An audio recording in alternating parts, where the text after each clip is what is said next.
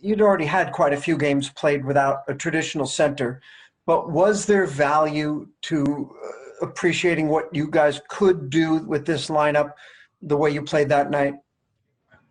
Yeah. I mean, honestly, it's not about the Lakers or any other team. It's about us.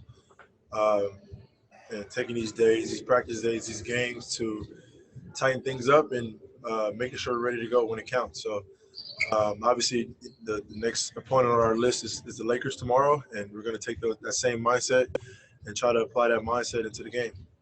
Do you look forward to a matchup against the team that's on the top of the standings?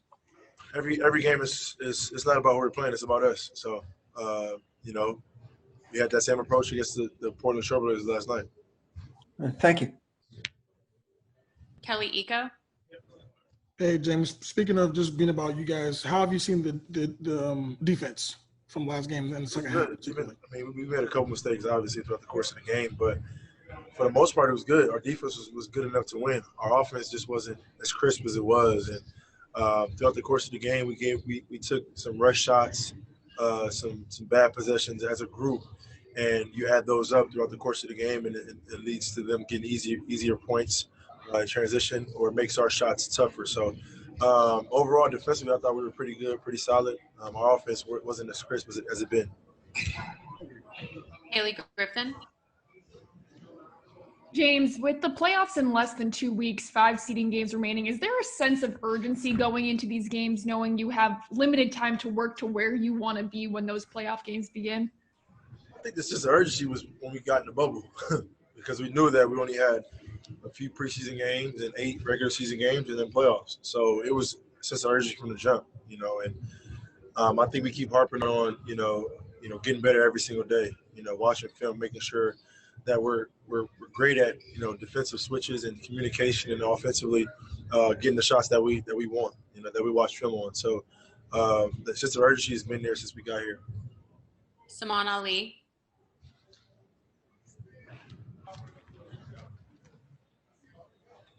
Saman. Yeah. Hey, James. In the bubble, fouls are up by 9 per game and free throws are up by 14 per game. You've been someone who's picked up 5 fouls in the past 3 games. How do you manage playing aggressive with this in mind? Last night kind of got me in trouble just because, I couldn't be as aggressive as I wanted to. There's some questionable ones, but some I got to just be more smart about.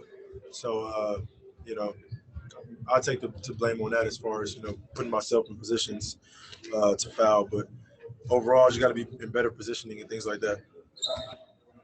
Kim Davis. James, can you talk about, I know you guys all worked really hard in the time off to come in really great shape, but this is kind of a condensed schedule and the pace you're having to play in. Do you feel like you guys are getting to where you need to be on the court, like that game action physical shape? Yeah, we're there. Our legs are very good. We make sure, we get the proper treatment, make sure we're lifting the proper weights, which our team does an unbelievable job with that. And making sure that, these practice days, depending on how your body feels, if you need extra conditioning or not. So it's just game by game. Obviously, we're playing games and guys are playing heavy minutes. So it varies. But, for us, we're prepared. We'll take 2 more. Brian Bearfield. James, on last night, there was an unforeseen circumstance where you and Russ were on the bench at the same time. But were you able to see how your leadership and Russ's leadership is rubbing off on the other guys on the way that they were able to keep you all in the game? Yeah, we try to build confidence. That's our job, is to build confidence and build trust in our entire team. So if me and Russ aren't on the floor, they can still play well. Play well. Execute offensively and defensively, get stops when needed. So they did an unbelievable job last night of just keeping us in the game, making big shots, creating turnovers with our defense, and just down the stretch we couldn't finish. But the guys are for sure confident. The last one, Cody Davis. Hey, James, going back to Friday, you surpassed Calvin Murphy for second all time in Rockets history in points. Can you just talk a little bit about what that milestone means to you personally? We all know how great Calvin was for this organization. The unbelievable things he did offensively and defensively. his assists, being a playmaker. But just an honor, man, just to be, listen, one of the greats that put on the Houston Rockets jersey. I got a long way to go to catch a dream, but, as long as I can just keep playing at the pace I am now, I got a chance. But those are some legends that we're talking about, Calvin's and Dreams. And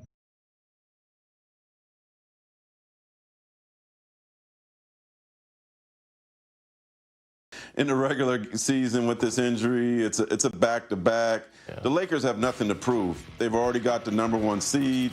If I'm them, I'm trying to get a private trip to Disney World right now, maybe going to African safari. What do they have to play for other to get their rhythm? Anthony Davis is expected to play tonight. Their coach isn't expected to rest guys, but at this point, other than getting their rhythm, when you see what happened to Ben Simmons, the Lakers have bigger fish to fry, so I don't understand why. I don't even know why AD's playing tonight in the back-to-back. But the Lakers want him to be ready, so they'll be ready. He's dealing with a dicey ankle, is Anthony Davis. And what's the Avatar ride that's always popular at Animal Kingdom? Oh, come on. You're putting What's the one there? Two of them. I guarantee LeBron can get a hookup and go ahead, just fast pass. But that's outside the bubble. He's probably already been on it already. He probably has. Mark Spears from The Undefeated. We appreciate the insight. Center, it's Briscoe and Scott. 20, cross him off the list, right? Yep. Now we get this guy, Zion Williamson. You got the Pelicans and the Kings about ready to tip a little bubble ball, 1:30 p.m. Eastern time. Both teams fighting for the 8th seed in the East. And Zion is starting to play more. I talked to Malika Andrews just a bit ago. How much is more, at least in today's game?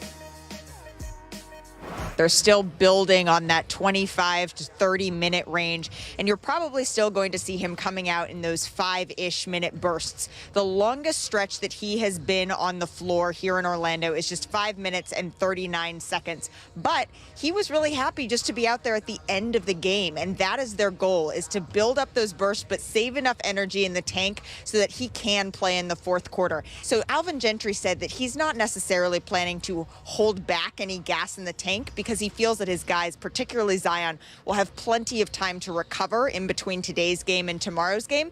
But that's something they're going to be monitoring with the medical staff just to make sure he's fresh for both games, because the goal now is to win. They're in the race for the 8.